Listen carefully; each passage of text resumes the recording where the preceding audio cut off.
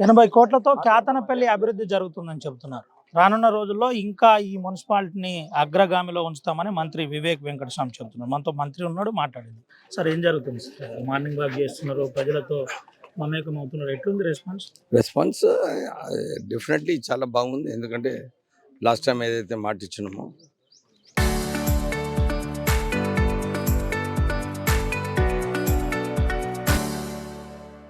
పది సంవత్సరాలు ఇక్కడ ఈ కాలనీలో రోడ్స్ లేవు, సీసీ డ్రైన్స్ లేవు.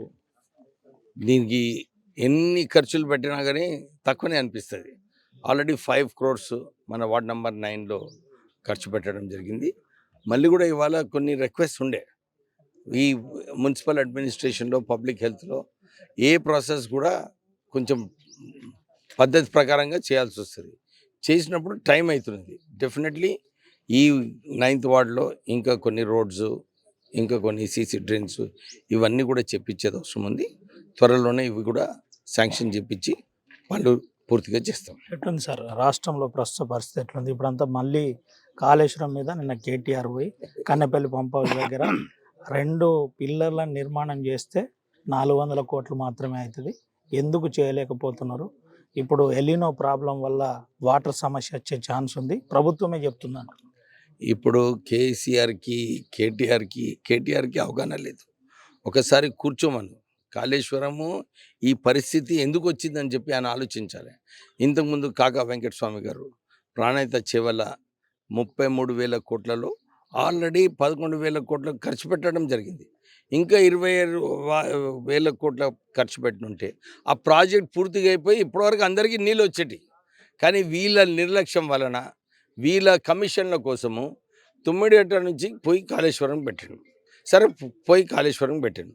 మీరు 4 సంవత్సరాలు మీరు సత్తాలో ఉన్నారు.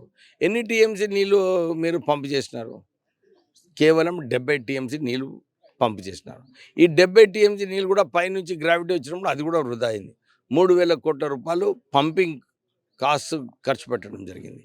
ఇప్పుడు కేటీఆర్ రాజకీయం చేయనికే ఈ ప్రత్యేకంగా చెన్నూరులో మన సుందర్శాల ఇవన్నీ గ్రామాలు కూడా ఆ బ్యారేజ్ కట్టినందువలన బ్యాక్ వాటర్స్ వచ్చి 40,000 ఎకరాలు చెన్నూరులో నష్టపోవడం జరిగింది. వాళ్ళు 4 సంవత్సరాలు 2 సంవత్సరాలు అక్కడ రైతులు నష్టపోయినప్పటికీ కూడా ఒక్క రూపాయి పైసా కూడా వాళ్ళకు నష్టపరిహారం కలిగింది. నేను వచ్చిన తర్వాత వాళ్ళకు 2 సంవత్సరాలు మేము నష్టపరిహారం కల్పించడం జరిగింది. ఇప్పుడు ఇదే చెప్తున్నాము, మీరు ల్యాండ్ ఎక్విజిషన్లో 33 కోట్ల రూపాయలు ఏదైతే మా బబ్బర్ చిల్క, దేవులవాడ, లక్ష్మీవారిపూర్ రైతులకు ఇవ్వాలనో అది మీరు 4 సంవత్సరాలు ఇవ్వలేదు. కానీ నేను వచ్చిన తర్వాత వీళ్ళకి అందరికీ కూడా నష్టపరిహారం ఇప్పించడం జరిగింది. నేను చెన్నూరు రైతులకు డెఫినెట్లీ వారికి న్యాయమయ్యేలాగా చేస్తాము.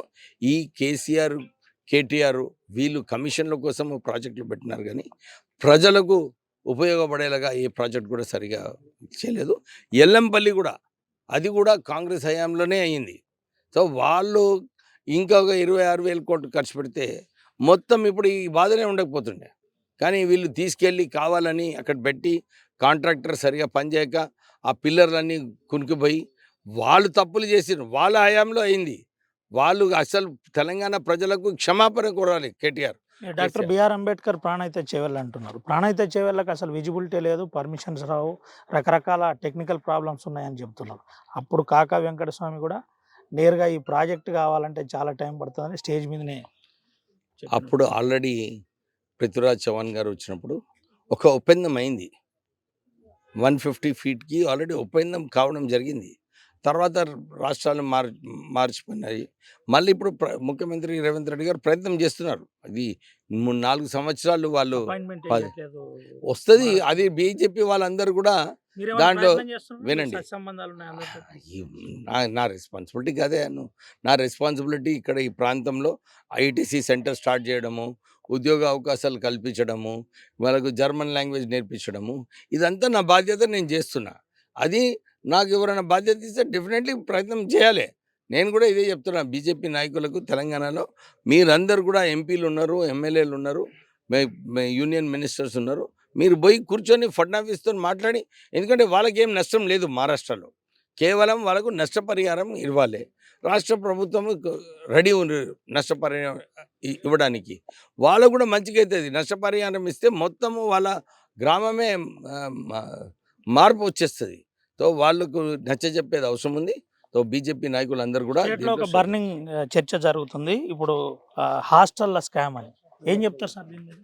హాస్టల్లో ఏం స్కామ్ ఉంది? ఇదే సోషల్ వెల్ఫేర్ లో బట్టల నుంచి మొదలుకొని అన్నిట్లో వీళ్ళకి ఒక షోక్ అయిపోయిందయా. ఈ రాష్ట్ర ప్రభుత్వం వచ్చిన తర్వాతనే పిల్లలకు ఆదుకోనికే బ్రేక్ఫాస్ట్ స్టార్ట్ చేసినాం. ఇంటర్మీడియట్ స్టూడెంట్స్కి లంచ్ ఫ్రీగా స్టార్ట్ చేయడం, అన్నీ కూడా టాప్ క్లాస్ కిచెన్స్ అన్ని చోట్ల కూడా స్థాపించి వీళ్ళకు మంచిగా భోజనం ఇవ్వాలని ప్రయత్నం చేస్తున్నాము. అందరికీ సన్న బియ్యం ఇస్తున్నాము. సన్న బియ్యం వాళ్ళకు ఎక్కడ దొడ్డు బియ్యం ఎక్కడైతే కేసీఆర్ కేటీఆర్ టైంలో అయిందో దొడ్డు బియ్యం కాకుండా సన్న బియ్యం ఇస్తున్నాము.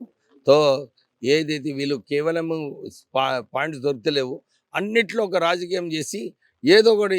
చివరిగా ప్రవీణ్ కుమార్ అంశంలో తన బుల్లెట్ ప్రూఫ్ వాహనం తీసేసిండ్రు, తనను ప్రాణానికి హాని ఉందని ఒక మాట అంటున్నారు. దళిత నాయకునిగా అసలు సెక్యూరిటీ ఇవ్వాలన్నా లేదా ఆ బాధ్యత పోలీస్ వాళ్ళది. వాళ్ళు అసెస్ చేసుకొని ఎవరికి ఎంత థ్రెట్ ఉన్నది చూసుకొని చేస్తారు. ఇప్పుడు నాకు చెన్నూరు ఇతర ప్రాంతాలలో ఇంతకుముందు అక్కడ ఉండే, అప్పుడు అవసరం ఉండే. ఇప్పుడు మా సతీష్ గారు కూడా నాకు ఎక్స్ట్రా సెక్యూరిటీ కావాలంటే పోలీస్ వాళ్ళు అన్నారు, సార్ ఇక్కడ ఇప్పుడు లేదు, ఇప్పుడు ఎక్స్ట్రీమిజము మేము డౌన్ గ్రేడ్ చేస్తున్నామని చెప్పి మినిమల్ సెక్యూరిటీ ఇవ్వడం జరిగింది. అందరు కూడా, నేను మొన్న కూడా పోలీస్ వాళ్ళకి చెప్పిన, ఇప్పుడు ఎక్కడుంది ఆ థ్రెట్, నాకు కూడా బుల్లెట్ ప్రూఫ్ తీసేయమని చెప్పిన. అవసరం లేదు, ఎందుకంటే బుల్లెట్ ప్రూఫ్ బండి ఉంటే దానికి పెట్రోల్ ఖర్చు ఎక్కువ 3 కిలోమీటర్లే ఇస్తుంది. సో ఇవన్నీ ఖర్చులు ఎందుకు ఉట్టిగానే పెట్టాలి? విండోర్ కిందికి రాదు, ప్రజలను కలవలేము. బుల్లెట్ ప్రూఫ్ వెహికల్ పొలిటీషియన్కి చాలా డేంజరస్. అవసరం లేనిది బండి పెట్టుకోవద్దు, నా ఒపీనియన్ అది.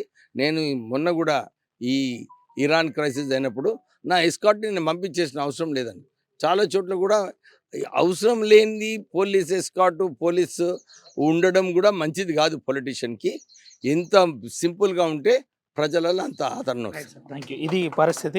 అవసరం లేని చోట బుల్లెట్ ప్రూఫ్ వెహికల్ అవసరం లేదని నేరుగా చెబుతున్నారు. దీంతో పాటు కొన్ని ప్రధానమైన అంశాలు చెబుతున్నారు. ముఖ్యంగా కాళేశ్వరం ప్రాజెక్ట్ అంశంలో రాద్ధాంతం చేస్తున్నారు, కావాలనే రాజకీయం చేస్తున్నారని మంత్రి వివేక్ వెంకటస్వామి చెబుతారు. దీంతో పాటు ఇటు ఆర్ఎస్పీ అంశంలో క్లియర్గా మంత్రి స్పందించారు.